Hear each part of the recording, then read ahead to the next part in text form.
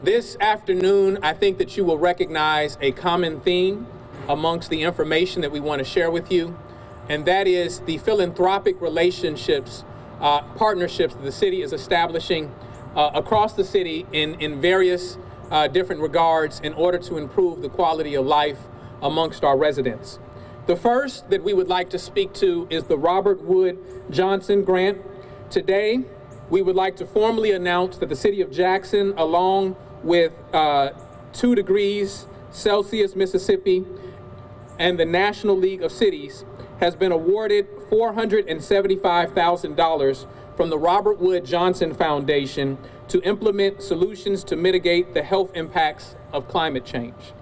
In particular, we want to adopt a nature-based solution from cities that we have learned from across the globe to deal with excess heat. Healthy citizens is the first goal of our Dignity Economy strategic plan that you have heard about on several occasions. Extreme heat is not an equal opportunity threat. We have looked towards this grant in order to do heat mapping across our city so that we can mitigate where there is disproportionate effect amongst communities within the city of Jackson. This disproportionate effect affects people of color, young children, elderly, socially isolated individuals, and people with chronic health conditions or limited mobility. With this grant and project, we reaffirm our commitment to reducing health vulnerabilities in the city of Jackson. Over the course of the last 12 months, I think that it has become apparent and it has been placed in full view just how critical cities play a role in maintaining the health and well-being of our residents. And as we see increased climate change within our communities, this is also another effort that we have to be vigilant on. We see increased rainfall as a result of the increased high temperatures, the increased heat effect that we see in our communities. And so it is important that we develop a plan to mitigate these issues.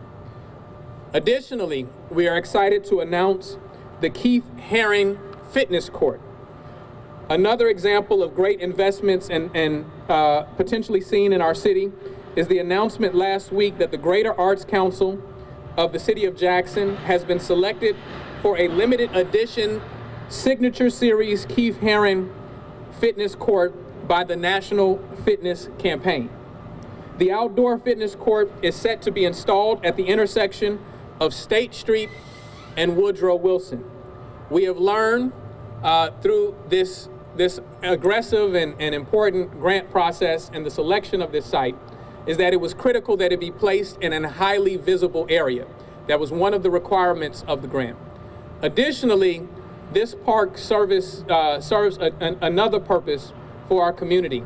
Often the mothers and fathers whose children are being cared for at the Children's Hospital often use this park as a brief respite from the issues that they are confronting and the stress of that moment.